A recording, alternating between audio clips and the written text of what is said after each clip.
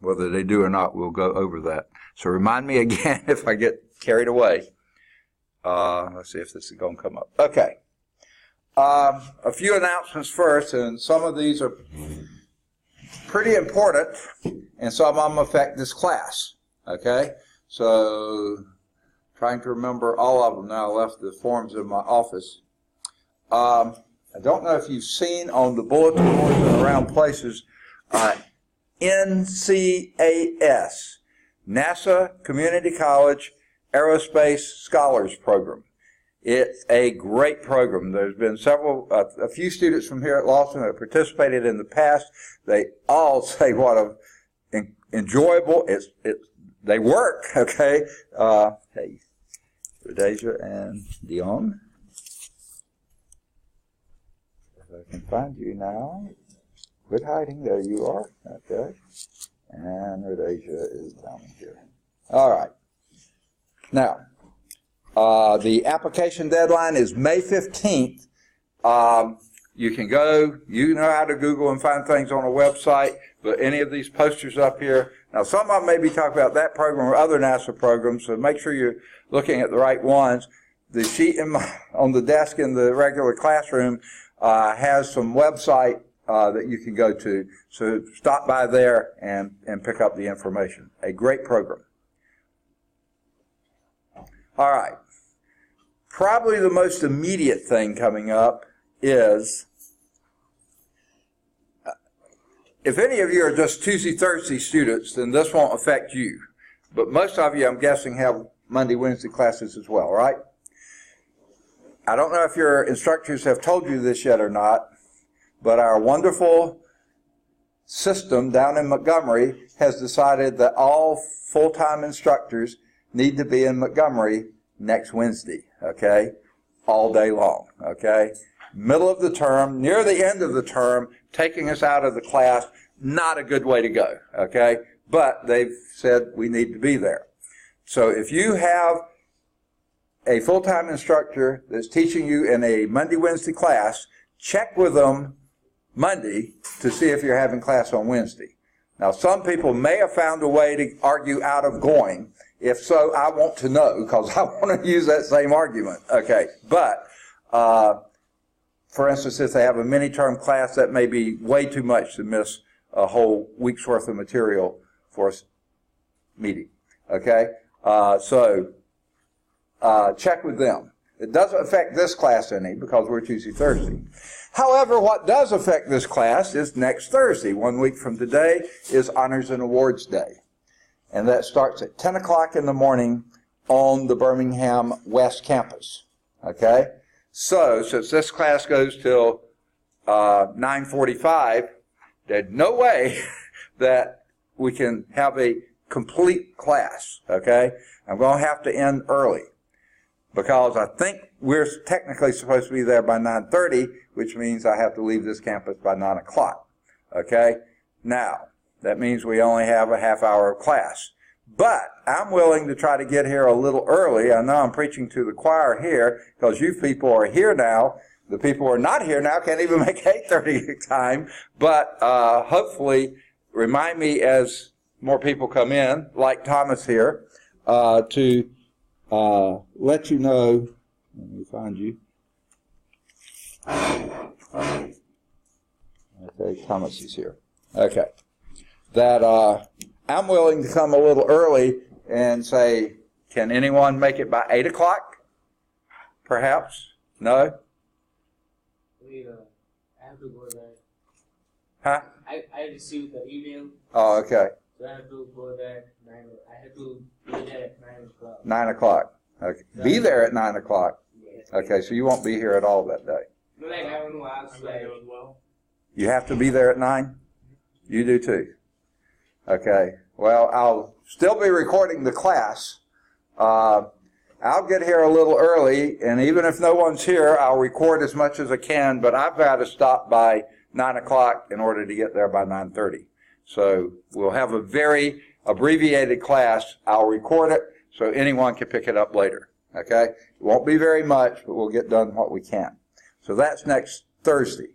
Tuesday we have class as normal. Now, of course, maybe we could come early on Tuesday. Maybe, huh? Oh, no. Okay, let's not push it. Okay, so let's get going today then. There are probably some other things. There are some deadlines coming up this month because this is the last month of spring term, okay? In fact, the last day of this month is the first day of finals. So I think that's a Tuesday, and I think our final is probably going to be on that Tuesday, okay? The, 30th of April, okay? I haven't checked, but I believe that's correct. Okay, any questions? All right, let's get going. Any questions on math? All right.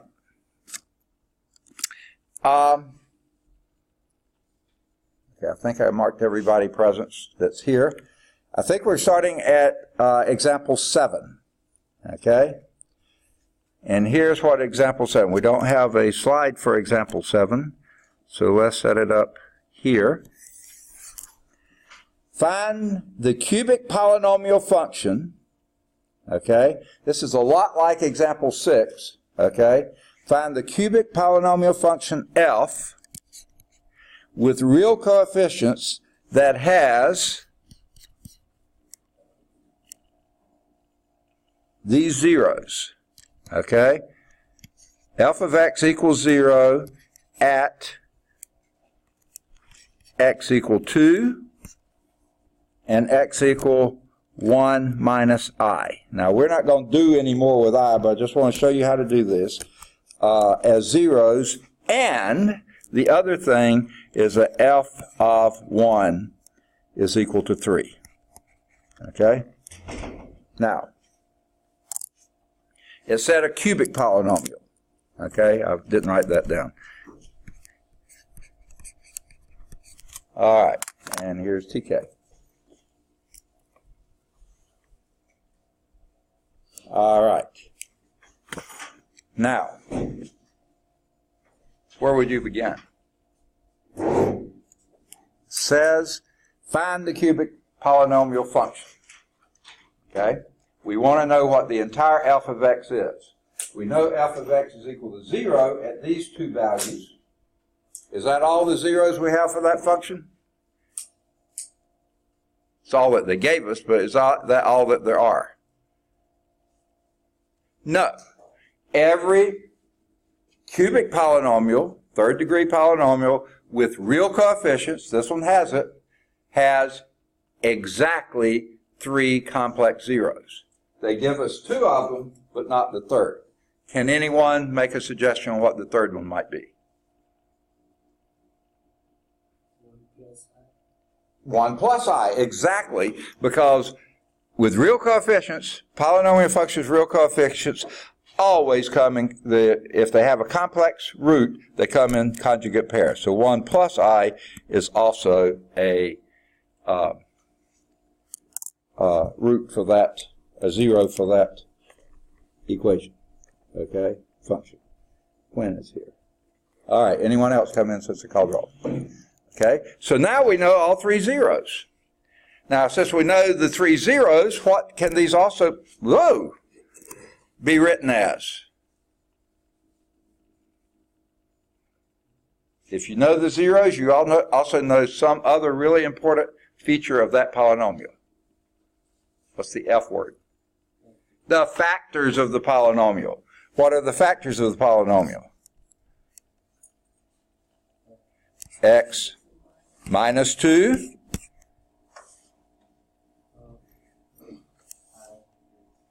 A little louder. X minus 1. Okay. Plus I, that's 1. And the other one is X plus, no, X minus 1. Still X minus. Okay. Whoa, wrong thing. Disappeared. Okay. All right. I got it. Krista's here. Okay. Anyone else come in? Hold on, I wasn't looking. Okay. Okay. X minus 1 minus I. Now, what we did there Of course, if x is equal to 2, then subtract 2 from both sides, and you have x minus 2 is equal to 0. That makes it a factor. Same thing here. Subtract this from both sides, minus 1 plus I. Subtract that from both sides, minus 1 minus I. Okay, now which of these two would be easiest to multiply? Maybe not easiest, but the best one to multiply. Yeah, well, yeah, that would be easier, but you still got both of these three-term ones to go. If you multiply these together, you're going to lose the i's. Guaranteed. Okay? So let's lose our, we'll be blind now. Okay, so let's do those first. Oh, goodness gracious. Okay, x minus 2. Oh, okay. We'll come back to this in a minute. X minus 2. And let's multiply these together. Now, we don't have a little acronym for how to multiply 3 by 3 polynomials. We just have to do the steps, okay? And here's what the steps are. Again, first times first, that's going to be x squared. In fact, what you do is the first times all three of these, the second times all three of those, and the third times all three of those, okay? That's what you're doing. So let's do the first, and then we'll do the next, first times the second here, that would be minus x, okay? And let's look ahead, if we can, and do the second times the first there. That's another minus x, so that's minus 2x. I'm just really lazy. I don't want to write it on any more than I need to. Okay? So you've done the first times the next two.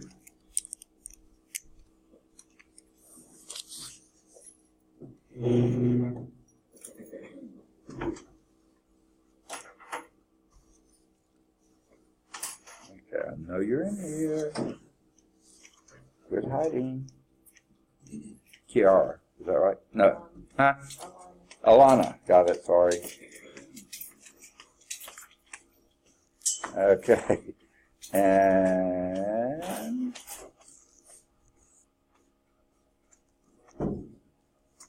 Famina, there you are.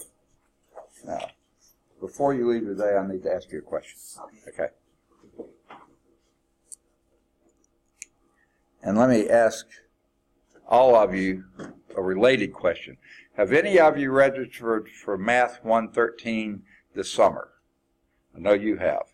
Are you the only one? Okay. You were yesterday. You were the only one. I just wondered if anyone else. That's the nature of my question. Okay. All right. So we've done the x here times x times 1 minus 1, and this minus 1 times x. Now let's multiply things by the I. You still got to do this. So we got a minus xi. Goodness gracious. This one times that one. So we've done the first time all three of those. Here we have, let's go on and do a plus I. Okay. Here we have a plus xi, or ix. It doesn't matter which way you say it. Okay. And we've still got to go a plus I. No, I already did the plus I, just didn't do the thing to it. Sorry about that. I'd already done that one. Sorry. Okay. I've gotten myself confused here. There's so many things to do. We got x times x, that's x squared. X times minus 1, that's a minus x. We also did this x times minus 1, that's a minus x. So it's minus 2x. And x times a minus I, that's that one. Now let's go to this one. We already did the minus 1 times x here. So minus 1 times plus 1 is, that's the one we haven't done. I drew the line to the wrong place. That's plus 1. Okay. I drew the line to the wrong number. And we already did the plus I. We have that there. So we got all three of those done. We've already done that one, I. Then we'll have a minus I squared. Minus I and minus I squared. Okay, goodness gracious. What a mess. We should have 1, 2, 3, 4, 5, 6, 7, 8, 9, because we did that 3 by 3, that would be 9 terms. We combined these two already. Okay? Now, what do you notice here? You have a minus xi and a plus xi. Those add to 0. You have a plus I and a minus I. Those add to 0. Okay? What else do you have here? A minus I squared. What in the world is that? Help me. I squared is a negative 1, and you have a minus 1 is a plus 1. So here we have another plus 1. So what do we have here? We have x minus 2 times x squared minus 2x, and we have plus 1, that's plus 2. That is the square of this one, okay? So, we have, anytime you multiply conjugate pairs, which is what these are, you know, conjugate factors together, you're going to get a real number, okay? All right, now, we've got one more to do. X times x squared, I'm going to come up top and do that. That's x cubed. And here we have a minus 2x, right? Well, wait, before we do that one, let's do the minus 2x squared, and this is a minus 2x squared, so that's minus 4x squared. See that? There's two x squared terms. One from this times this, which is minus 2x squared, and one from this times this, which is another minus 2x squared. Okay, let's do the x terms in. And this will be a plus 2x, and this will be a plus 4x. So that's plus 6x. All right? And then we have the constant term. And I think that's just a minus 4. All right. Let's see if I got them all. You should have 6.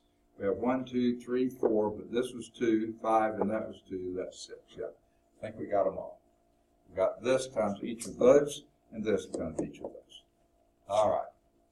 Now, that is a polynomial that has those 3 roots, but it may not be the only polynomial that has those 3 roots, because you could take this polynomial and multiply it by a constant, no x in it, constant. That could still have these 3 roots, right? So, what we need now is to know what the a could be. Well, that's where this piece of information comes. F of 1, this is our f of x, is equal to a times that mess. That stuff. Okay? If we plug in a 1 to that, we should get a 3. So that will tell us what a is. So let's plug in a 1 here. Let's come down a line and do, I'm running out of room. F of 1 would be a times, and what's 1 cubed? 1. Minus 4 times 1 squared? Minus 4, and 1 squared is 1, so that's minus 4. Plus 6 times 1 is 6, minus 4. Okay? And this is supposed to equal 3. F of 1 is equal to 3. So let's add those numbers together. It's hard to read, I know. You have 2 pluses.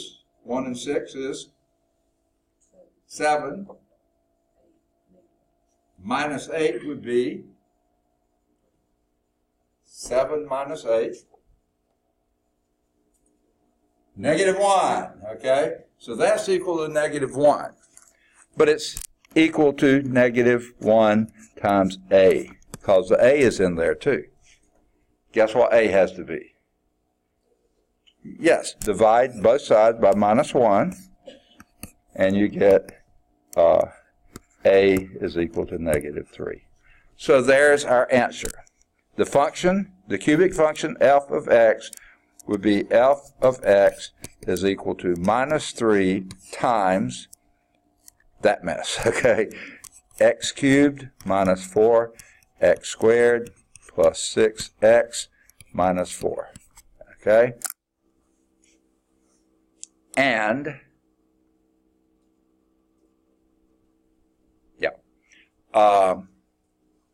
you could, if you wanted to, multiply the minus 3 across and have minus 3x squared plus 12x minus 3x cubed plus 12x squared minus 18x plus 12, if you wanted to.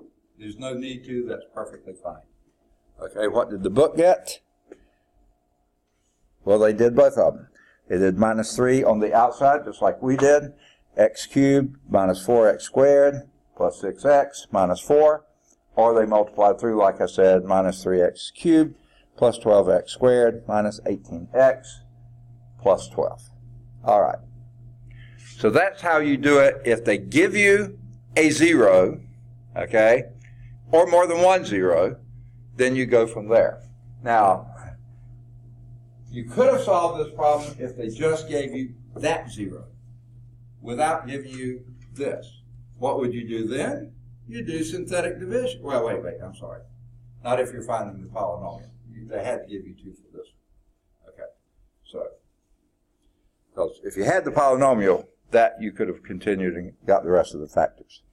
All right, enough said. Any questions on that?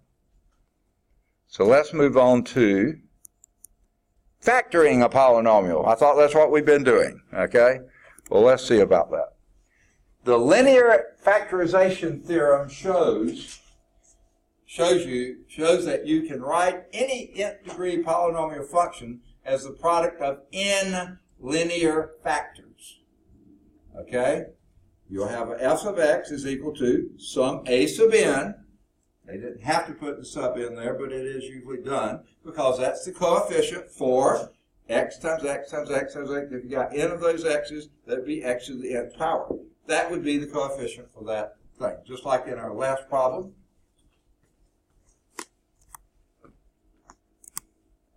I didn't write it out.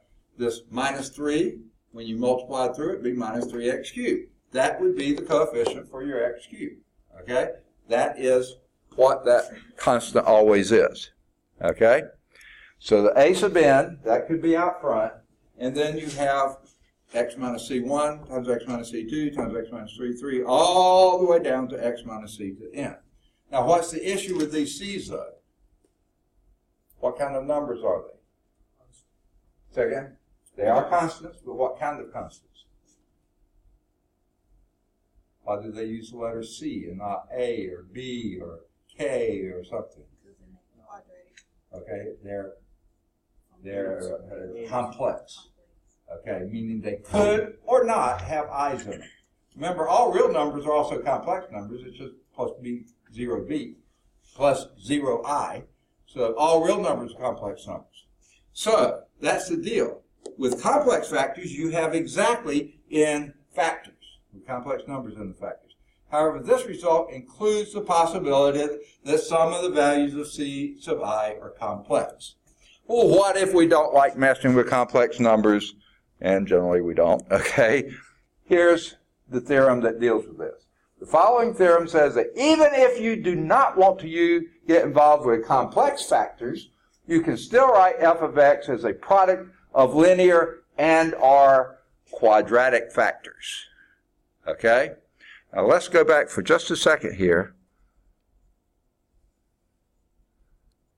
One thing they didn't quite say right, but they sort of did. They really should have included here any nth degree polynomial with real coefficients. If they had put that in there, that would have been far better. Okay? But they didn't, but we'll still take that into account here. Because if you have real coefficients, what if you did have a complex 0 there? A factor. They had complex numbers in it. You're going to have the other one with its conjugate, right? And when you multiply those together, it always comes out no imaginary parts. Always. We just saw it in the last one. Every time. If you multiply a complex number or a factor by its conjugate, you lose the imaginary parts. Okay? Just like we did last time. So therefore, you can wind up with quadratic factors that can't be factored with real numbers, only with complex numbers, but they're quadratics. All that had real roots, those are linear factors. Okay? So, the factors of a polynomial, every polynomial degree n greater than 0, n equals 0 would be a constant. Okay? So that's not very interesting. With real coefficients, see, this time they put the real coefficients in, can be written as a product of linear and quadratic factors with real coefficients where the quadratic factors have no real zeros. In other words, if you tried to factor those, you're going to get complex numbers. Okay? So those with real zeros, those are going to be your linear factors. Those without real zeros, with complex zeros, with i's in them, those will be quadratic factors because they always come in conjugate pairs. Always. If you have real coefficients. Okay, now that quadratic factor with no real zeros has another name. It's said to be prime, meaning you can't factor it any further, or, to be a little bigger name, irreducible over the reals. Okay? Good, what a name. But it's better than saying complex factor with no real zeros. Real reducible over the reals, or simply prime. Cannot be factored in the real number system. Notice that this is not the same as being irreducible over the rationals. Remember, if you can't factor a polynomial, a quadratic, you can always do quadratic formula. And if that thing in the radical in the quadratic formula is not a perfect square, then you have an irrational. So that would be irreducible over the rationals, if you had an irrational root. But this is irreducible over the reals. For example, the quadratic x squared plus 1, you cannot factor that in the real number system. The sum of two perfect squares, never factorable. Okay? Complex, yes, but it's irreducible in the real number system. Therefore, also in the rational number system. On the other hand, okay, the quadratic factor x squared minus 2, well, you could, if that's equal to 0, that would be x squared equal to, then x would be either plus minus square root of 2 or minus the square root of 2. So that is factorable over the real number system, but not over rational numbers. So this is irreducible over the rationals, but it's reducible over the reals. Okay? So anytime there's a minus sign in a quadratic, you can factor it. It may not be a real factor, a rational factor. It could be an irrational factor. Okay. Here's example 7. All right. No. In your book, this is example 8. Obviously, they didn't update the slide set. Okay? So this is your example 8. Find all the zeros of this function, f of x equal x fourth minus 3x cubed, I want to make sure it's the same one, plus 6x squared plus 2x minus 60, given that, goodness, here they go with another one, x plus 3i is a 0. So, 1 plus 3i. X equal 1 plus 3i is a 0 for that polynomial. Okay? If that's a 0, we need to find the other zeros. What can you tell me? Can you tell me at least one other 0? Please say yes. X equal what? 1 minus 3i, because with a polynomial function with real coefficients, and all these are integral coefficients, in fact, if you have a 0 with an imaginary component, then its conjugate will also be a 0. Okay? So the first thing to do is multiply these two together. Well, come up with the factors first. If these are the zeros, what are the factors? Minus 1, minus 3i, and this one, x minus 1, plus 3i. Okay? And since they're on top of each other, I'm going to multiply them that way. It's a little bit maybe easier than doing them long ways because it's so confusing that way. So let's multiply them. Now you can start from the left, start from the right, stand down, sit down, fight. I don't care how you do it, but let's do it. you want to start from the right? Minus 3i times plus 3i. What does that come? Second? 0. Ooh, man, new math here. I didn't understand. Okay. All right. What's minus 3i times plus 3i? 9 is positive 9 because it's minus 9i squared, but I squared is minus 1, so that's positive 9. Okay. Now let's do, I'll point it out here, this times this. What is that? This is just like it's a big multi-digit number. We'll do it the same way.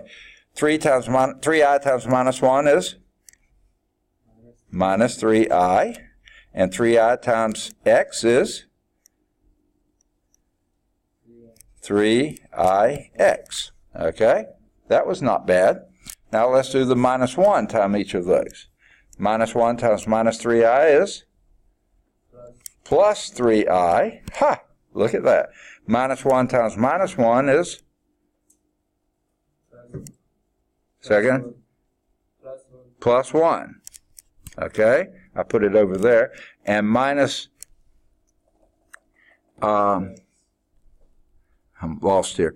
Minus I times x is minus ix, right? I think I put it in the right place. No, I didn't put it in the right place. There's no I in that one. I was going to say that doesn't look right. Okay. That's minus x. We'll put it out there. Okay. Now, let's do the x times each of those. X times minus 3i is negative 3ix, and x times minus 1 is minus x, and x times x is x squared. All right, see, by judicially placing these over and under like terms, we can easily eliminate some things. This becomes x squared. This becomes minus x is minus 2x plus 1. These add to 0. These add to 0 plus 9. So what's our answer? X squared minus 2x plus 10. All right. Now that happens to be Tyra Murray. No, I mean, okay.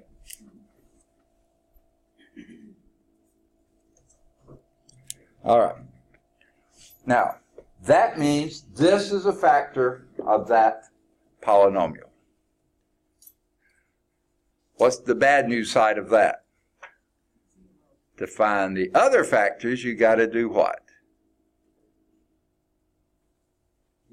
Divide this into that. And you think you can use synthetic division here? No way. So this has to be long division. So this will be x squared minus 2x plus 10 into this thing, x to the 4th minus 3x cubed plus 6x squared plus 2x minus 60. Whew. Here we go. Where do we start? Left into left, okay? So that would be x squared into x fourth will go how many times? X squared times. Then you do what? Multiply. X squared times x squared is x to the 4th. It better be, okay? And x squared times minus 2x is minus 2x cubed. And x squared times plus 10 is plus 10x squared. Then we do what? Change signs and add or subtract. So let's change signs. That becomes a minus, that becomes a plus, and this other one becomes a minus. And I have to get my little thing here and erase and make it a minus. Okay. Now we add those. These add to 0. They better. That's why we did it. Okay? And what do the next two add to? Negative x cubed minus 4x squared. And what do we do next? Bring down the plus 2x. And we do it again. Outside into first into first. X squared will go into minus x cubed how many times? Minus x times. And then you do what? Multiply. Minus x times x squared is minus x cubed. Minus x times minus 2x is plus 2x squared, right? Okay, and minus x times 10 is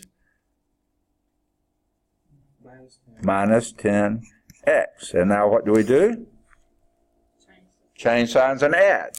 So we'll take that a plus, make that a plus, and make the middle one a minus with my magic eraser here. Okay. And now we add these. And these add to 0. They'd better. That's why we did it. What do the next two add to? Negative 6x squared plus 12x. Bring down the minus 60. Perfect. Now what do we do? Divide again. X squared into minus 6x squared will go minus 6 times. And then you do what? Multiply. Minus 6 times x squared is minus 6x squared. And minus 6 times of minus 2x is plus 12x. And minus 6 times of plus 10 is minus 60. And you see you have exactly the same thing. Changing signs, adding to wipe it all out, meaning this goes into it exact number of times. Indeed, that was a factor. They said that was a 0. That meant that had to be a factor, and sure enough it was, because you get a 0 remainder.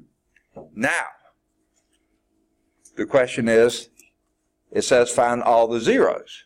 Well, we got 2. Here's 1, and here's 1. They gave us the first one, okay, and we got the second one. What do we do about this? X squared minus x minus 6. If we find in the zeros, you set it equal to 0. And then what would you do?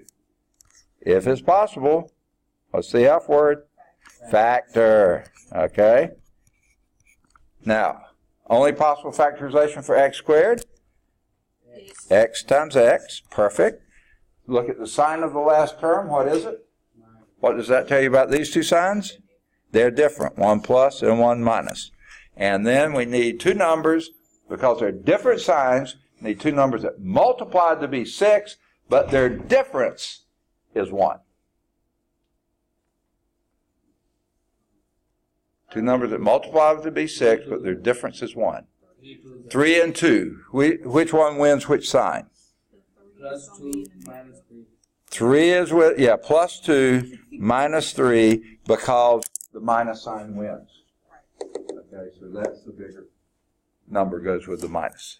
And sure enough, you can check that. X times x is x squared. Minus 3x minus plus 2x is minus x minus 6. Yes. So we found two factors. We haven't found the zeros yet. But that's pretty easy. What are our zeros? Minus 2 and 3. Sorry. Y'all will wake you up. Okay. So we have x equal minus 2 and x equal positive 3. There are all the zeros for that polynomial. There's the one they gave us. There's the one we knew had to be there because the polynomial has real coefficients. So the complex conjugate has to be a 0. And then when we multiply those two together, we get the polynomial, the irreducible quadratic that that is a factor. Divide that into the original polynomial to get the remaining factor, and that one we can factor in the real number system. And when we get the factors, you know the zeros. Make sense? Excellent. Way to go. Y'all are sharp. Okay. That was example 8 in the book, even though in the slide set it says example 7. There is a checkpoint at the bottom of every example, or after every example, so please do those as soon as you can after class. All right. That's how we did it. Let's see how they did it. If they did any deviations, shortcuts, or anything else. All right. Because the complex zeros occur in conjugate pairs, that's because you have real coefficients for the polynomial. That means they do occur in conjugate pairs. You know that 1 minus 3i is also a 0. Y'all pick that up right off the top. Way to go. Okay, then that means that if you multiply those two together, if these are zeros, then x minus this one and x minus that one are factors of the f of x. Well, those are awkward because they have parentheses inside. So let's clear the parentheses. And no, they didn't clear the parentheses. Oh, hey, they did do a shortcut here. Notice what they did. Okay. They wrote this way they just had, but then they take the parentheses away and make it x minus 1, but this made this a minus 3i, right here, minus 3i, and then move the parentheses here, and that makes it x minus 1, but that makes that x minus 1 plus 3i. And this was clever, because that's now a conjugate, okay? So it's this product plus that product. Well, minus a minus, yeah. You know how that goes. This will be x minus 1 squared minus 3i squared. Sometimes the difference, same two entity, gives the difference of their squares. Okay? So this will be x squared minus 2x plus 1, and this will be 3 squared is 9, I squared is minus 1, that's minus 9, and minus a minus 9 is plus 9, and there they got the x squared minus 2x plus 10. They did find a shortcut, didn't they? A little bit easier than doing a trinomial times a trinomial. Okay, sorry about that. I forgot their shortcut. Now, sorry about my head too. So here is the irreducible quadratic factor. Okay? So, I just showed you how they did that. They just, let me erase mine so we can proceed. And that gave you exactly like I said, except they sort of shortcutted this a little bit. X minus 1 squared minus 9i squared. They went on and multiplied that together. Minus from minus times minus 9i squared. But we know 9i squared is what? Okay. I squared is negative 1, and minus times minus is plus. So that's plus 9. So that would be x squared minus 2x plus 10. There's the irreducible quadratic factor. Okay? Now, take that and divide it in long division, and we did it. They moved, it doesn't matter where you put them, but they put the x squared there. I find it easier to put it here. You don't have to go as far to get it, but whatever. It all works out. Same answer we got. And then we see, can we factor that? Well, these are the two factors. This is irreducible in the real number system. This one is not irreducible, so factor that further. X minus 3 times x plus 2. We already know the two zeros from this factor. That's your x, 1 plus minus 3i and 1 plus 3i, 1 plus 3i and 1 minus 3i. Now we have, add to that a plus, a 3, and a negative 2. There are all the zeros. Fourth degree polynomial, 4 zeros. Okay. Two of them complex, but, well, all of them are complex, but two of them have imaginary components. Okay. So in this example, without being told that x plus 3i is a 0, you could still find the zeros by synthetic division. But what you'd have to do then is first do your rational factors test, rational zeros test, okay? Take that last term that we had, which I don't remember what it was now. Where is it? There it is. Minus 60. Do all the possible rational zeros of this. Over 1, which is no problem there. So it would be plus or minus 1, plus or minus 2, plus or minus 3, plus or minus 4, plus or minus 5, plus or minus 6, no 7, no 8, no 9, plus or minus 10. But yeah, you get them all, okay? And then you start with the little ones, and I hope you run into it before you get to the big ones, okay? And sure enough, ones won't work, plus or minus 1. You know those won't work, or you don't now, but we know now, but we wouldn't have known otherwise. Then you try 2. As soon as you get 2, that makes it a lot easier. Okay. And we'll give some other ways to make it easier. Okay. Oops. Yeah. All right.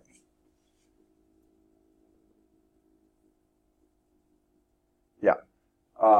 Use synthetic division to find the real zeros, minus 2 and 3. So minus 2 you would probably find first. Then you would find 3, and then you would be left with this as a factor, a quadratic factor. Try to factor that. You can't do it. Use a quadratic formula. You find out it's got complex roots to it. That's the procedure. Okay? Now, there are some things you can do to make it a little easier. Okay? And here's what they are. Other tests for zeros from polynomials. Now, we know already an nth degree polynomial function can have at most n real zeros. It will have n complex zeros, but can't have more than n real zeros, so at most that. Of course, many nth degree polynomials do not have that many real zeros, but they have that many complex. For instance, this one has no real zeros. It has 2 complex zeros, okay? This one, however, has 1 real zero, but it's negative. Well, you don't know that, but yeah, you do. Negative 1 cubed is minus 1 plus 1 is 0. But that's all, okay? 1 real zero, okay? Now, is there any way to find that out a little sooner? Well, one of the, yes? I think we missed one example. Oh, we missed an example. Thank you.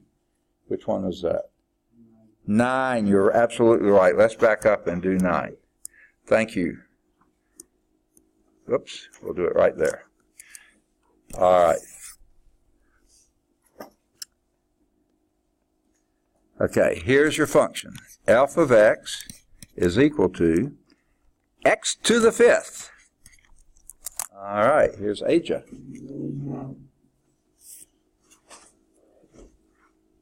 All right, the front early part of the alphabet was really needing some more people here, so thank you for coming in. They were really sparse up there at the top. We had 2 and a bunch of empty spaces. Okay. X to the 5th plus x cubed. And by the way, I forgot to bring my watch in again today, so let me know if we get close to time. Okay. Plus 2x squared minus 12x plus 8. Okay. It says write that as a product of linear factors and list all the zeros of the function. Okay. Now, I'm going to modify that slightly.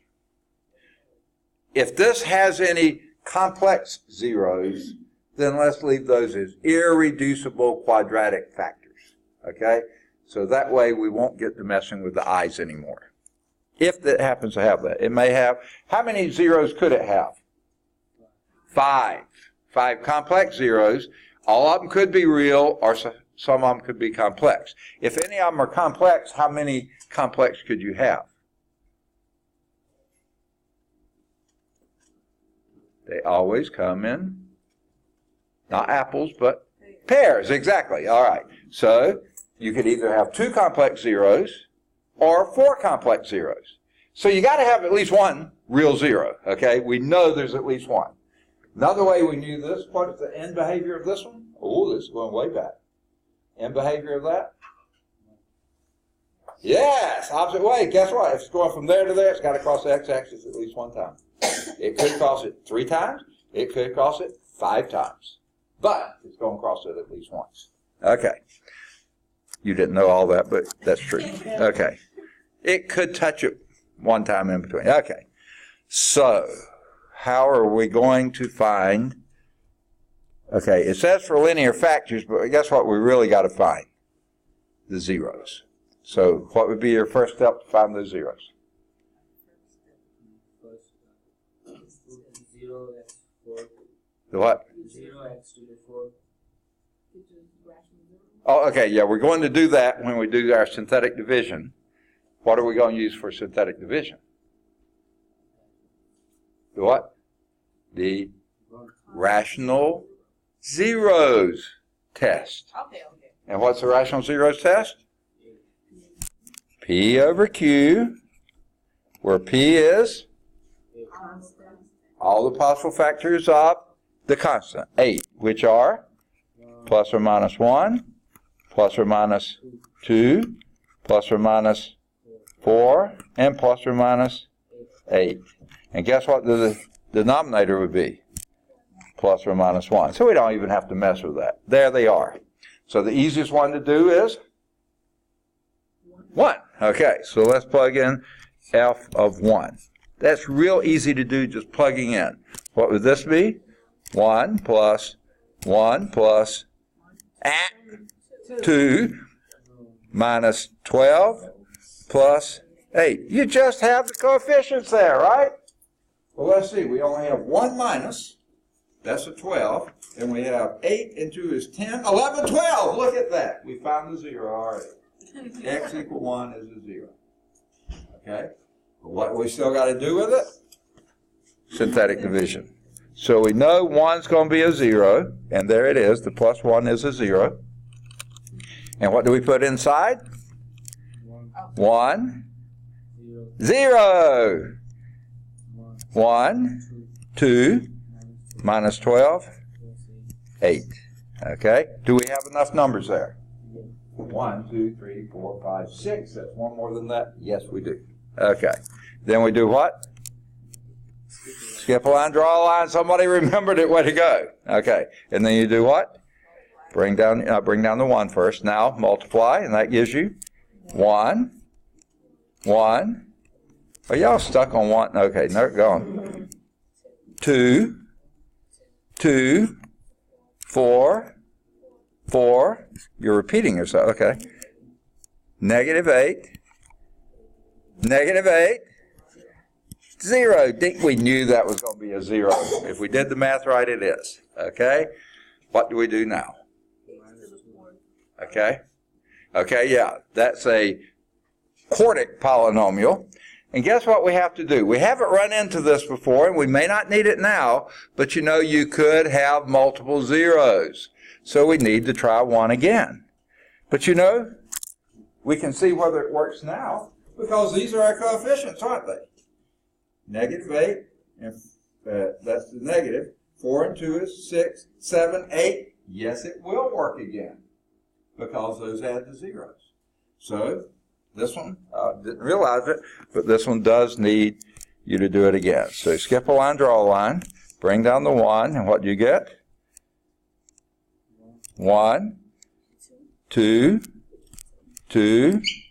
4, 8,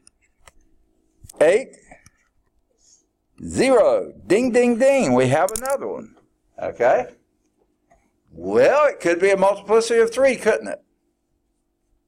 No, because if you add those together, and this only works for 1, by the way. Add those together, you're definitely not going to get a 0. So we found multiplicity of 2. So we have, and what were they asking for? Product of linear factors. So our zeros are x equal 1 and x equal 1.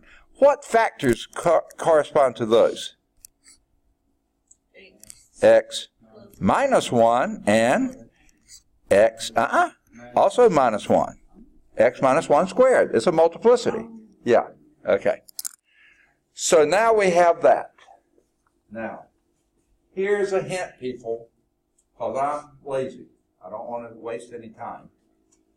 We're going to get to it a little bit later. Maybe not today, but definitely on Tuesday. Okay? If you have all positives down here, no more of the positive numbers will go into that. Because you try doing a positive number into it, they just keep getting bigger and bigger and bigger. So let's forget about the positives. We can wipe out the plus 2, wipe out the plus 4, and wipe out the plus 8. Those are not going to work. We'll see why later, but I'll tell you now. So let's try the negative. Well, let's start with negative 1. Now, I'm going to need to come somewhere else and do it, so let's do a negative 1 here, and we're going to go into 1, 2, 4, and 8. Okay, skip a line, draw a line, bring down the 1. Carry on. Minus 1. 1. Second. Second. Minus 1. 3. Not going to work, is it? Okay. Forget about minus 1. Okay. So let's find my eraser here, and we'll forget minus 1. But and forget those two. We'll go to minus 2. Okay? So minus 1 is out. Okay? What will you do next? Minus 2. 0. 0. 4. Minus 8. Ding, ding, ding. We have another winner. So x equal minus 2 is a 0. What would be the accompanying factor? X.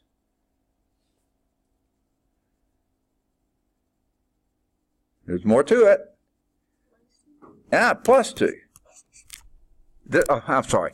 This is x equals a minus 2, and that would give you x. Okay. X equal a minus 2 is a 0. Now, do we keep doing synthetic division? No, why not? We're down to a quadratic. And what does that quadratic represent? What does that represent? X squared plus 4. There's the remaining factor. That's equal 0. Can you factor that? You can. Fantastic. What does it factor as? X plus 2. X minus 2. Now that will give you x squared minus 4. This is x squared plus 4. You cannot factor it using real numbers. And remember, I said I modified the problem here and said get down to linear factors or irreducible quadratics. That's an irreducible quadratic right there, x squared plus 4. Now, it can be factored as x plus 2i and x minus 2i equal minus 2i. I thought if you're going to say that, it's going to be absolutely right, but when you started leaving out the i's, I knew not. Okay? This is irreducible. So, as far as I'm concerned, stop right there. We're not going into the i's. Okay? So, if it says factor it completely using only real numbers, that's it. Because this can't be factored any further using only reals. Irreducible over the reals. The book carries it that next step and does plus 2i and minus 2i. We're not doing it. Okay? Any questions? Can I erase or are you still writing? Okay. All right, let me get out of the way. How are we doing on time? None of y'all even pay attention to the clock. That's so good to see. Okay, what? 9:34. 9:34, so we got about 10 minutes. All right? Yeah. 11 minutes. I'm good. Okay, everybody got it? All right. She's good too, by the way. Okay. Now, let's go to, and this is what we're leaving. Other tests of zeros of polynomials. These will help make our search a little easier. Okay? And we already did this slide, remember? Okay? Now, this was a slide we started on before. Patel reminded me I skipped an example. Okay? Following theorem called Descartes' rule of signs, one of the giants of mathematics, I can't remember which century it was, René Descartes. Okay? He was mathematically, he's most famous for connecting graphing, so that sort of geometry, with algebra. Before, they were considered completely different fields with nothing in common. And he found a way to relate graphing with algebra. And he did it using the graph board. You know what that's called? Cartesian coordinate system, named after Rene Descartes. Cartesian, that's where that comes from. So he came up with that. Thank you, Rene, for doing that. He's also very famous as a philosopher. You probably heard one of his famous one-line zingers, and he said, "I think, therefore I am." He's responsible for that too. He was a mathematician, a philosopher, just a man of all time. Okay. Here's his rule of signs.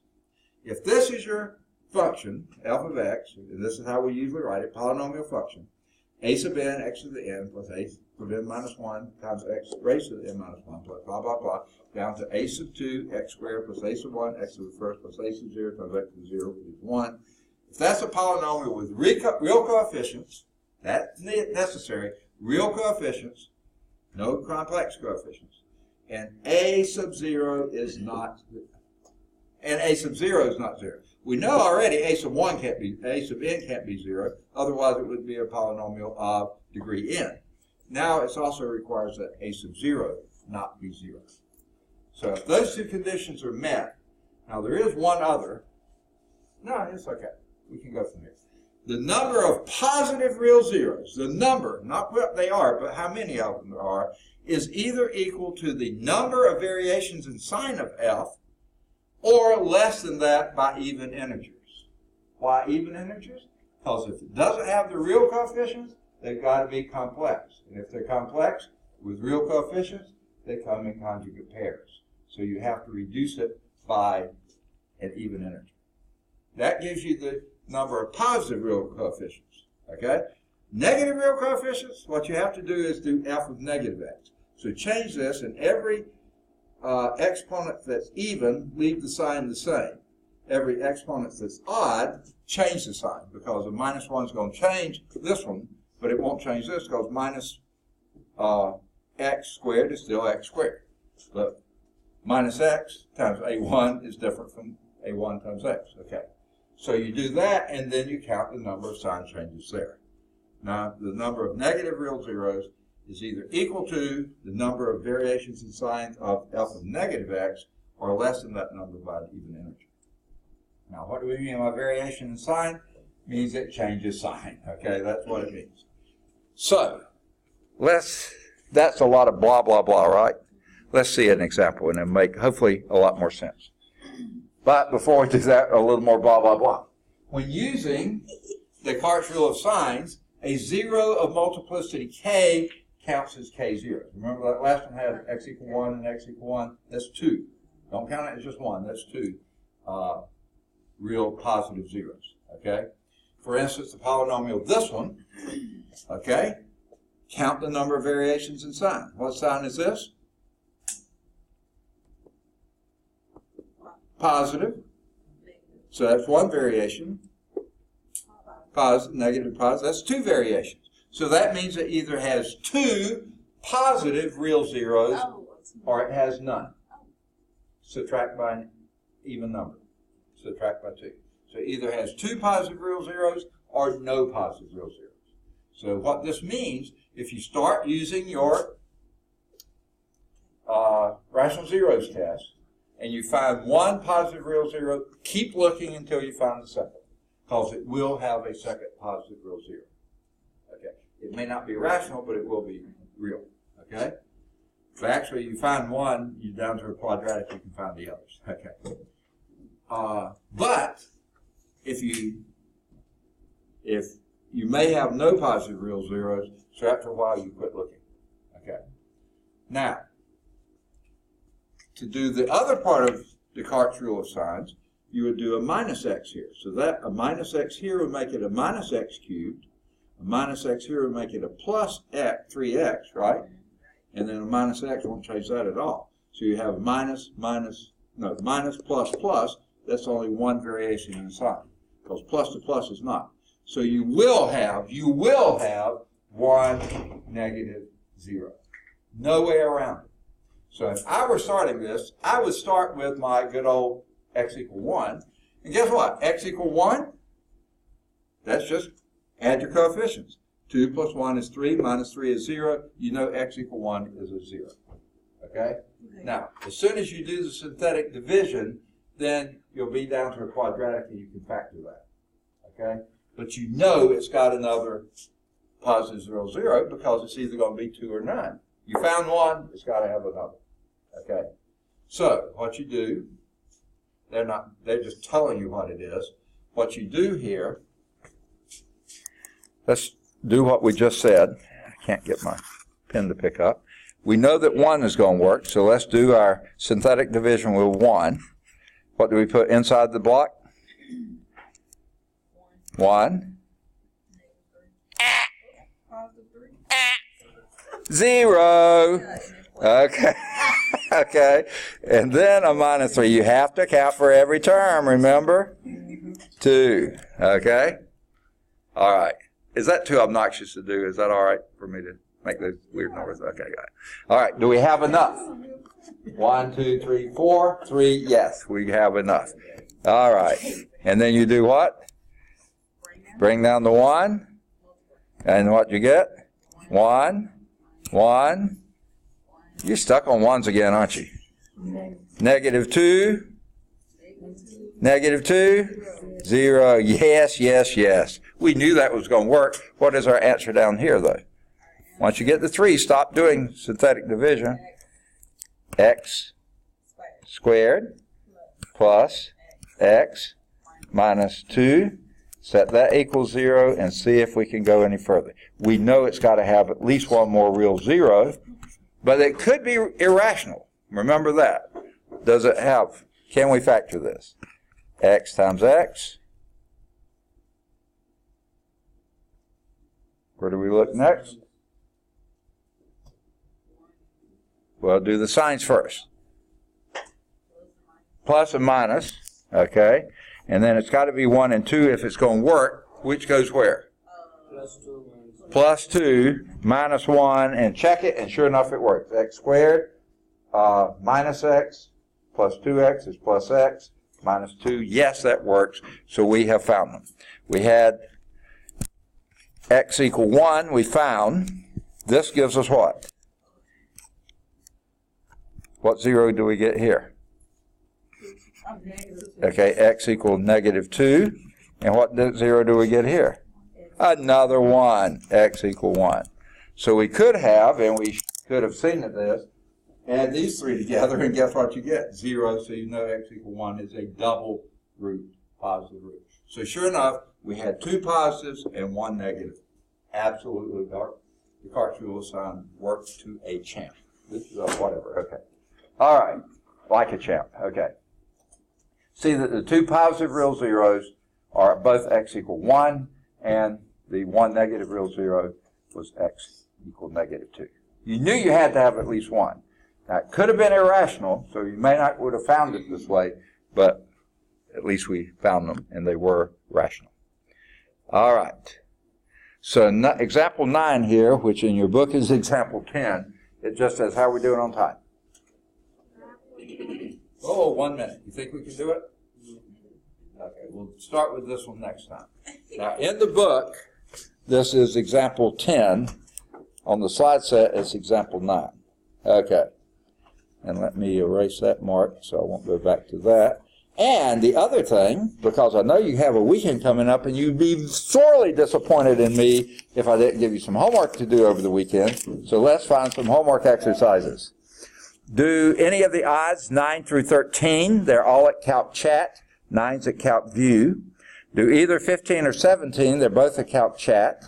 Do any of the odds 19 through 27. They're all at Calc Chat. 25's at Calc View.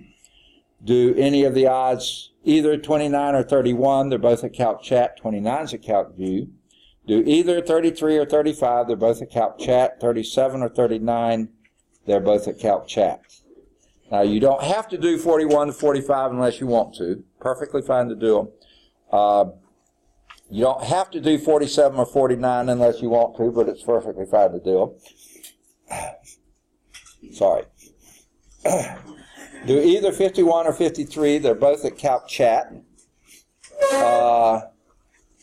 Do any of the odds 55 to 59? They're all at, well, wait. They all have I's in them. You don't have to do those. Try to do the odds 61 to 71. They're all at Calc Chat. 69's at Calc View. Try to do any of the odds 73 to 77. They're all at Calc Chat. And if you want to try to use Descartes' rule of signs, you can start doing some of 79 through 85, but we'll pick those up next time. All right, any questions? I can hardly breathe. My nose is so clogged. Okay. So.